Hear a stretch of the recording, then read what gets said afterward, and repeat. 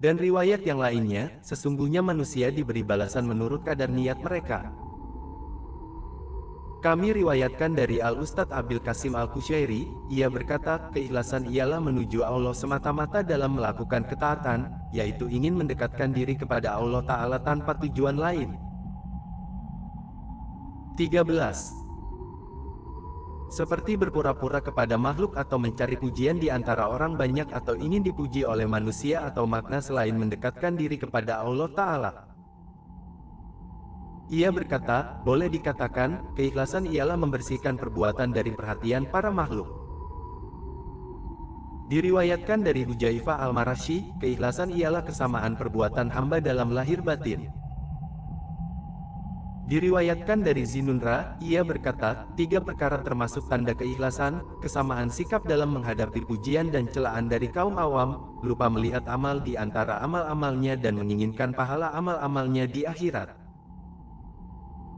Diriwayatkan dari Al-Fudail bin Iyad, ia berkata, meninggalkan amal demi orang banyak adalah riya, dan beramal demi orang banyak adalah syirik, sedangkan keikhlasan adalah bila Allah menyelamatkanmu dari keduanya.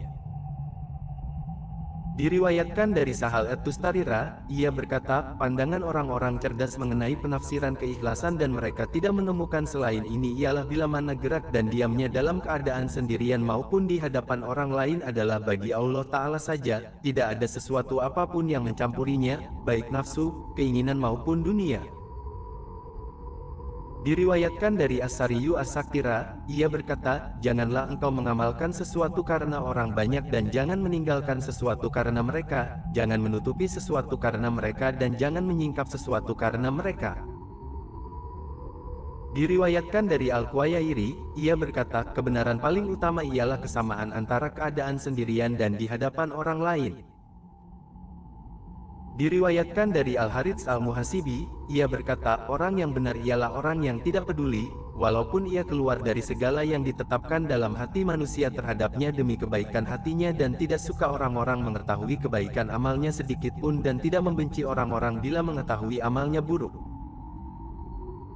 14. Karena kebenciannya terhadap hal itu adalah bukti bahwa ia menyukai tambahan di kalangan mereka dan ini bukan akhlak orang-orang yang sidik. Diriwayatkan dari lainnya, apabila engkau memohon kepada Allah Ta'ala dengan benar, maka Allah memberimu cermin yang di dalamnya engkau bisa melihat segala sesuatu dari keajaiban dunia dan akhirat. Ada banyak pendapat salaf mengenai hal ini. Saya isyaratkan kepada huruf-huruf ini darinya untuk mengingatkan kepada yang dituju. Saya telah menyebut sejumlah hal disertai syarahnya di awal, Syarhil Muhadzab, dan menggabungkan kepadanya adab-adab pengajar dan pelajar, ahli fikih dan pelajar fikih yang dibutuhkan oleh pelajar. Wallahu a'lam. Penjelasan niat. Hendaknya pelajar tidak tujuan dengannya untuk mencapai tujuan duniawi seperti harta atau kepemimpinan atau kedudukan atau keunggulan atas saingannya atau pujian dari orang-orang atau menarik perhatian orang-orang kepadanya dan yang semacam itu. Hendaknya guru tidak mengharapkan dengan pengajarannya imbalan dari orang yang belajar darinya, baik berupa harta atau layanan, walaupun sedikit, sekalipun dalam bentuk hadiah yang kalau bukan karena ia belajar darinya, tentulah pelajar itu tidak memberinya hadiah. Allah Ta'ala berfirman, dan barang siapa yang menghendaki keuntungan di dunia, kami berikan kepadanya sebagian dari kesenangan dunia dan tidak ada baginya suatu bagian di akhirat. Asy-Syu'ara 20. Allah Ta'ala berfirman, barang siapa menghendaki kehidupan sekarang duniawi, maka kami segerakan baginya di dunia itu apa yang kami kehendaki bagi orang yang kami kehendaki. Al-Isra 18. 15. Diriwayatkan dari Abi Hurairah, ia berkata, Rasulullah Shallallahu Alaihi Wasallam bersabda, barang siapa belajar ilmu yang seharusnya untuk mencari ridha Allah Ta'ala, tetapi ia tidak mempelajarinya kecuali untuk mendapat kesenangan dunia, maka ia pun tidak mencium bau surga pada hari kiamat. Hadits riwayat Abu Dawud dengan isnad sahih. Diriwayatkan dari Anas dan Hujaifah dan Ka'ab bin Malik bahwa Rasulullah Shallallahu Alaihi Wasallam bersabda, Barang siapa mencari ilmu untuk mendebat orang-orang bodoh atau membanggakan diri kepada para ulama, atau memalingkan perhatian orang-orang kepadanya, maka biarlah ia menduduki tempat di neraka. Hadits riwayat Tirmidzi dari riwayat Ka'ab bin Malik dan ia berkata, maka Allah memasukkannya ke dalam neraka. Ilmu harus disertai amal. Hendaklah ia menghindari tujuan untuk memaksakan jumlah murid yang banyak maupun orang-orang yang datang kepadanya dan jangan membenci murid-muridnya yang belajar kepada orang lain untuk mendapat manfaat darinya. Ini adalah musibah yang menimpa sebagian pengajar yang bodoh. Itu adalah bukti yang jelas dari pelaku atas niatnya yang buruk dan batinnya yang rusak. Bahkan itu adalah yang hujah yang meyakinkan bahwa ia tidak menginginkan ridha Allah Ta'ala yang Maha Pemurah dengan pengajarannya. Karena andai kata ia menginginkan ridha Allah Ta'ala dengan pengajarannya, niscaya ia tidak membenci hal itu. Seharusnya ia berkata pada dirinya, aku menginginkan ketaatan dengan pengajarannya dan telah tercapai dan orang itu belajar kepada orang lain dengan tujuan menambah ilmu. Maka ia tidak boleh dipersalahkan. Kami telah meriwayatkan dalam Musnad Al-Imam yang disepakati tentang hafalan dan kepemimpinannya, Abi Muhammad Ad-Darimi dari Ali bin Abi Thalib bahwa ia berkata, wahai para pemangku ilmu, amalkanlah 16 ilmumu. Sesungguhnya orang alim ialah orang yang mengamalkan apa yang diketahuinya dan ilmunya sesuai dengan amalannya. Akan muncul orang-orang yang memiliki ilmu, tetapi tidak melampaui tenggorokan mereka.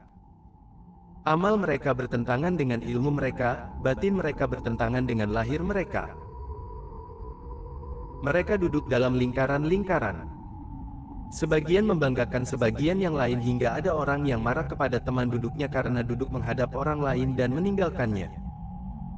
Mereka itu orang-orang yang tidak naik amal-amal mereka di majelis-majelis itu kepada Allah Ta'ala.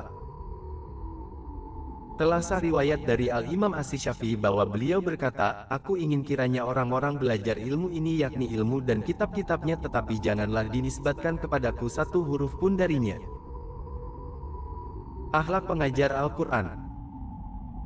Pengajar harus memiliki akhlak yang baik sehingga ditetapkan oleh syara, perilaku terpuji dan sifat-sifat baik yang dianjurkan Allah, seperti zuhud terhadap kesenangan dunia dan mengambil sedikit darinya, tidak memedulikan dunia dan pencintanya, pemurah dan dermawan, budi pekerti mulia, wajah yang berseri-seri tanpa menjurus kepada keburukan moral, penyantun, sabar, menjauhi penghasilan yang buruk, bersikap wara, dan khusyuk, tenang, berwibawa, rendah hati dan tunduk, menghindari tertawa dan tidak banyak bergurau.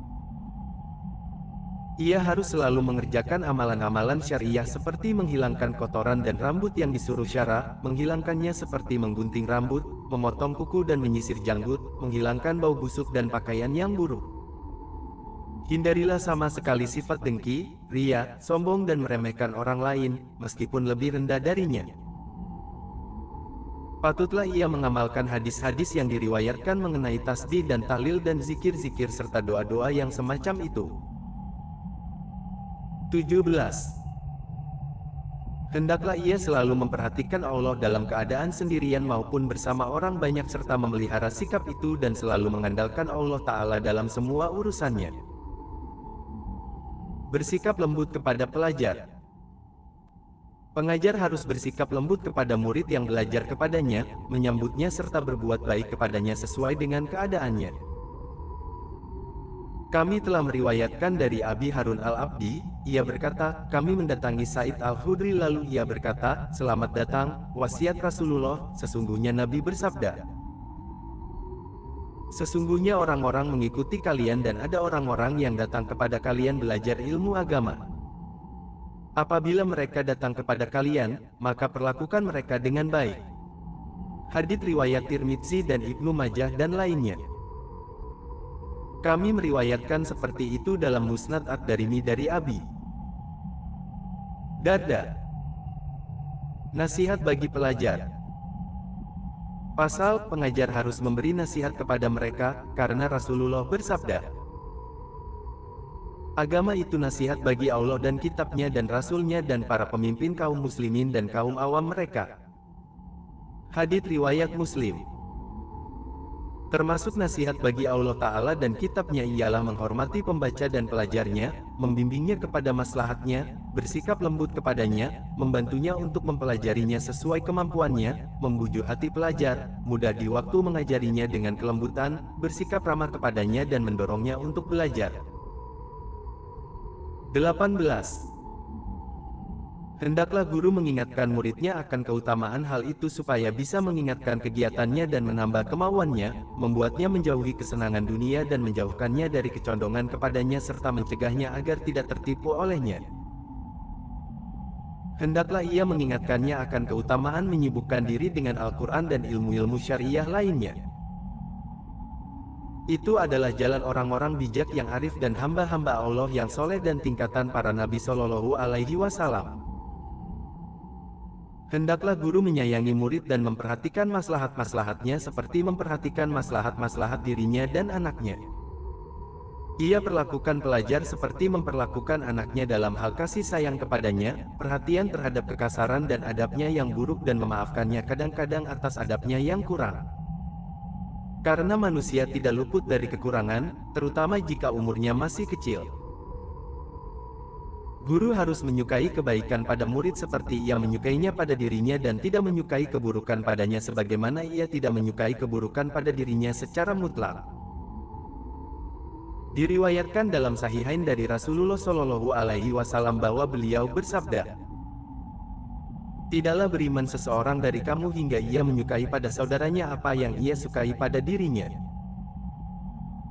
Diriwayatkan dari Ibnu Abbas, ia berkata, "Orang yang paling mulia di sisiku ialah teman dudukku yang melangkahi orang-orang hingga duduk di hadapanku. Andai kata aku sanggup mencegah lalat hinggap di wajahnya, niscaya aku melakukannya." Dalam satu riwayat, "Sungguh aku terganggu ketika ada lalat hinggap di atasnya." Pasal, hendaklah guru tidak menyombongkan diri kepada para pelajar, tetapi bersikap lunak dan rendah hati kepada mereka. Banyak hal yang diceritakan tentang orang-orang yang rendah hati. 19. Maka bagaimana pula dengan orang-orang ini yang seperti anak-anaknya sendiri di samping kesibukan mereka belajar Al-Quran dan hak sebagai murid dan kedatangan mereka berulang kembali kepadanya. Diriwayatkan dari Nabi Shallallahu Alaihi Wasallam bahwa beliau bersabda, "Bersikaplah lunak kepada murid yang kalian ajari dan guru yang kalian belajar darinya."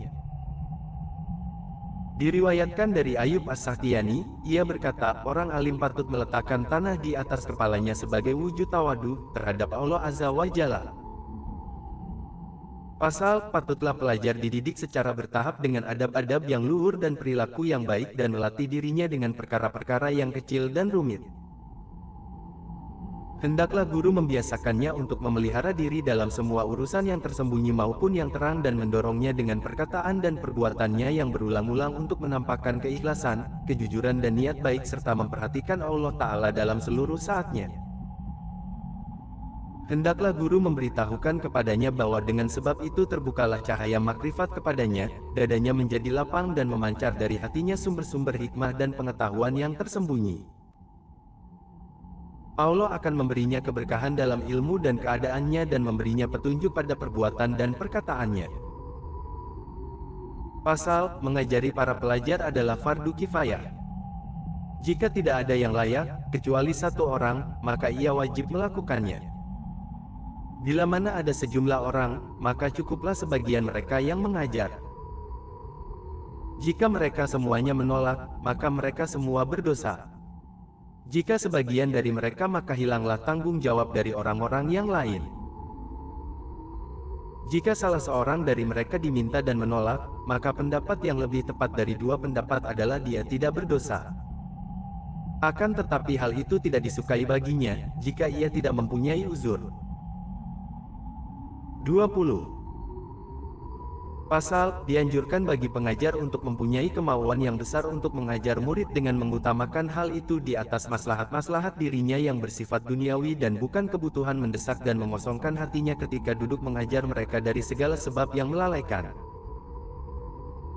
Hendaklah guru mempunyai keinginan besar untuk memahamkan mereka dan memberi setiap orang dari mereka bagiannya yang layak dengannya. Maka janganlah memberi banyak kepada murid yang tidak bisa menerima banyak dan memberi sedikit kepada murid yang sanggup menerima tambahan. Ia suruh mereka mengulangi hafalan-hafalan mereka dan memuji murid yang cerdas selama tidak dikhawatirkan fitnah karena menyebabkan kebanggaan diri atau lainnya.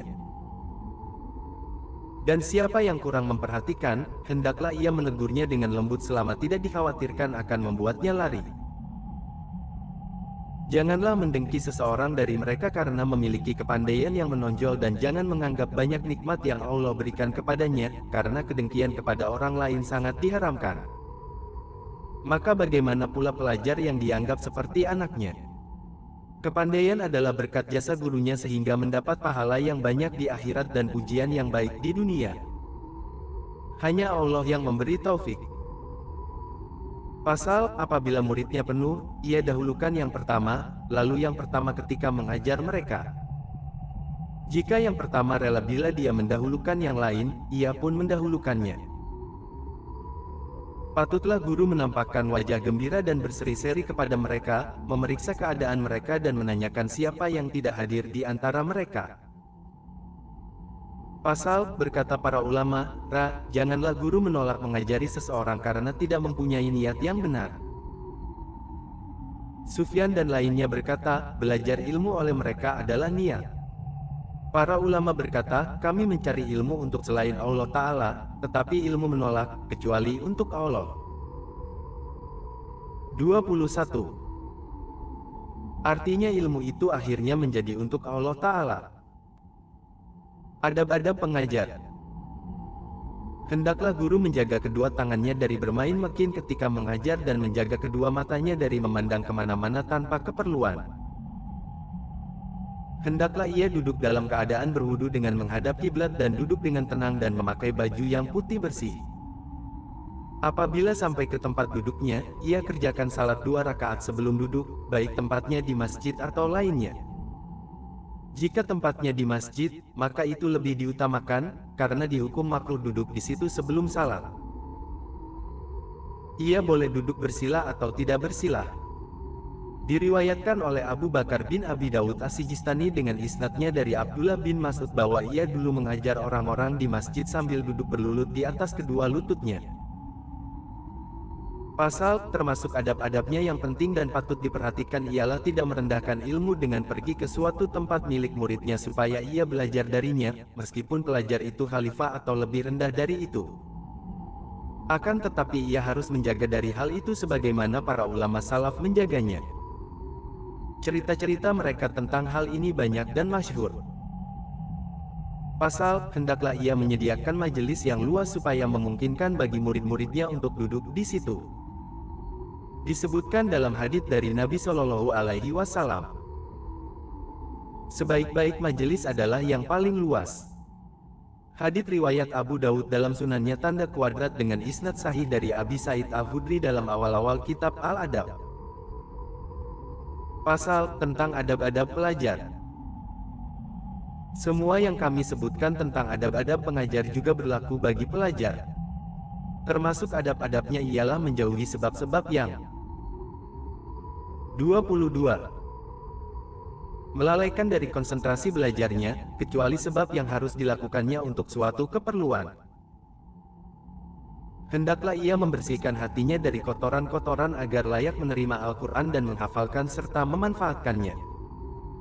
Diriwayatkan dari Rasulullah Shallallahu Alaihi Wasallam beliau bersabda, ketahuilah, sesungguhnya di dalam tubuh ada segumpal daging. Apabila daging itu baik, maka seluruh tubuh menjadi baik. Dan apabila daging itu rusak, maka seluruh tubuh menjadi rusak. Ketahuilah, ia adalah hati. Tanda kuadrat, tanda kuadrat. Orang bijak berkata, hati menjadi baik untuk menerima ilmu seperti tanah menjadi baik untuk ditanami. Pelajar harus merendahkan dirinya kepada pengajarnya dan bersikap sopan terhadapnya, meskipun lebih muda usianya, lebih sedikit kemasyurannya, lebih rendah nasab dan kebaikannya dan selain itu. Hendaklah ia merendahkan diri kepada ilmu, karena dengan tawadhunya kepada ilmu akan mendapatkannya. Penyair berkata, ilmu tidak bisa mencapai pemuda yang tinggi hati seperti banjir yang tidak bisa mencapai tempat yang tinggi. Patutlah pelajar taat kepada gurunya dan bermusyawarah dengannya dalam berbagai urusannya.